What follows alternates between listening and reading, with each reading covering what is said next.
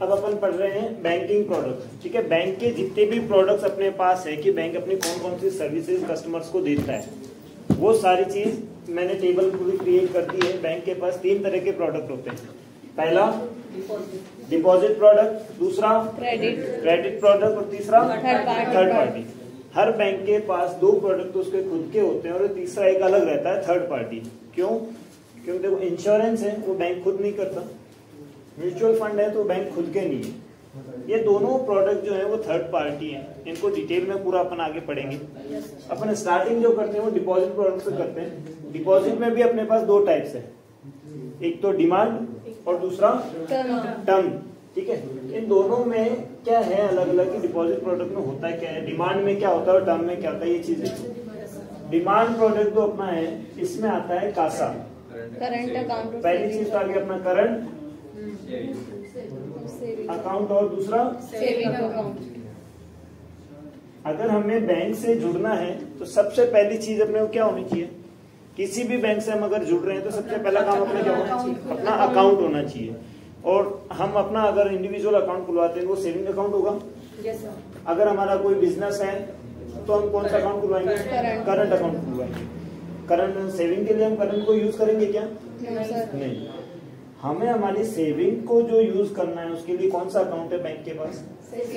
और हमारे business use के लिए बैंक के पास कौन सा अकाउंट है? Current account. इस फॉर्मेट को क्या बोलते हैं? कासा।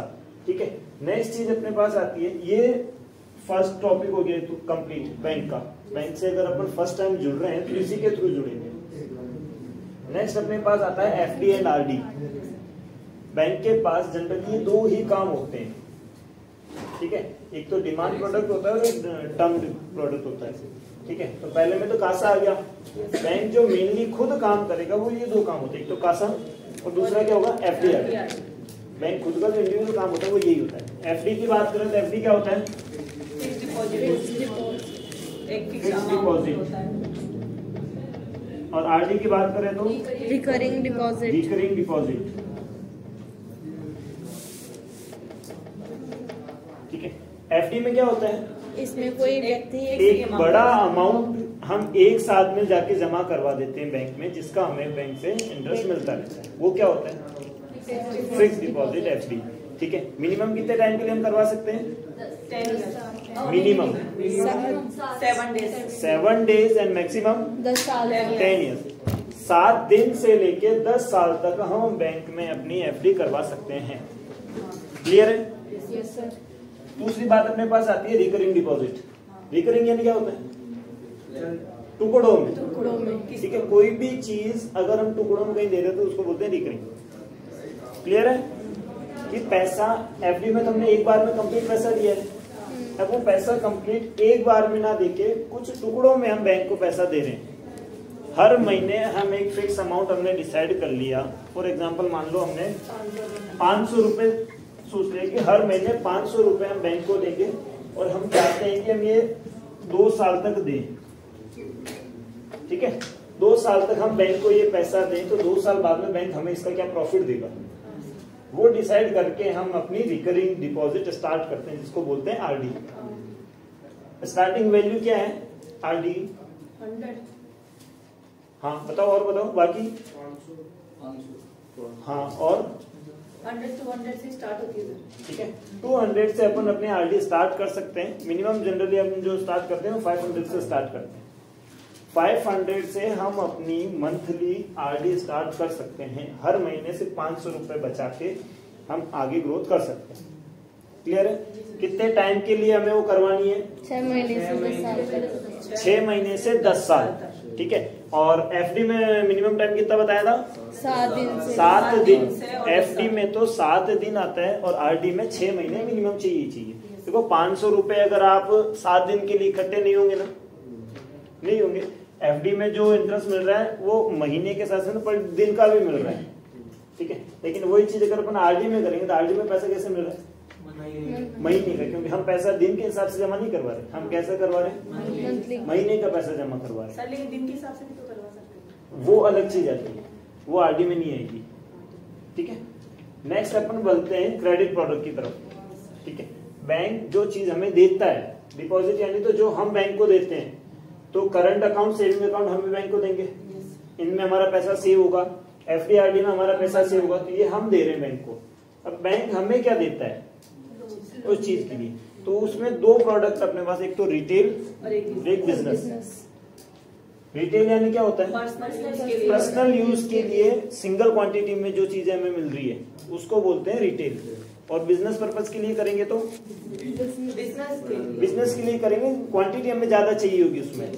अभी अगर बात करें एक किराने की दुकान पर हम जा रहे हैं, ठीक है, तो दो दुकानें होती है, एक तो होलसेल दुकान होती है और एक रिटेल होती है। रिटेल में क्या काम होता है, थोड़ा थोड़ा चीज मिलेगा हमें, ठीक है, और होलसेल में क्या मिलेगा,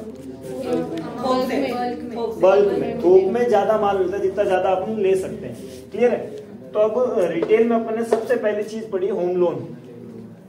क्या तुमने कभी देखा है कि एक आदमी 5 घरों के एक साथ में लोन ले रहा है, सर मेरे को 5 होम लोन एक साथ में दे दो, कभी मिला है? पर्सनल यूज के लिए जो गाड़ी अपन घर में जो गाड़ी यूज करते हैं उसको कभी देखा है कि 5 गाड़ियां एक साथ में निकाल के ले आया कैंडिडेट सिंगल अपने नाम पे? एजुकेशन लोन 5 लोगों को मिलकर दे दिया, एक मतलब ठीक है, एक बंदा है उसको एजुकेशन लोन चाहिए, मैं एमबीए भी कर रहा हूँ, मैं एमए भी कर रहा हूँ, मैं पीएचडी भी कर रहा हूँ, मैं लॉ भी कर रहा हूँ, एक बार में सिर्फ एक लोन मिलता है, ठीक है। पर्सनल लोन एक बार में एक ही मिलेगा।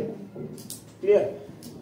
जो चीज हमें एक बार में सिंगली मिल रही है, क्लियर है, जो सिंगल ही प्रोडक्ट हमें मिल रहा है वो क्या होगा, रिटेल। अब बिजनेस में बात, बिजनेस बोल दो चाहे इसको होलसेल बोल लो, ठीक है। होलसेल अगर तुम बोलोगे तुम्हें ज्यादा समझ में आएगा।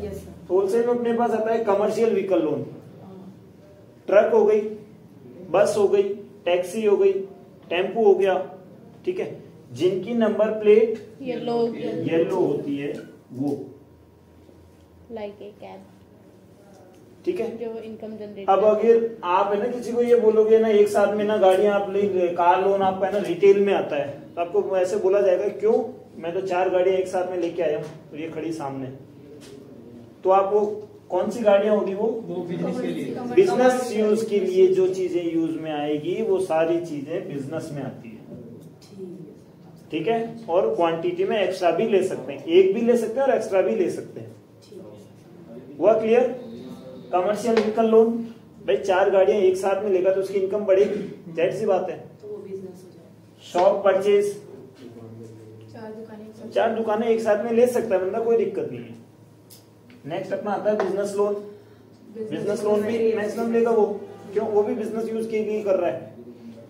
तो ये डिपॉजिट और क्रेडिट प्रोडक्ट क्या, ये क्लियर हुआ? हुआ।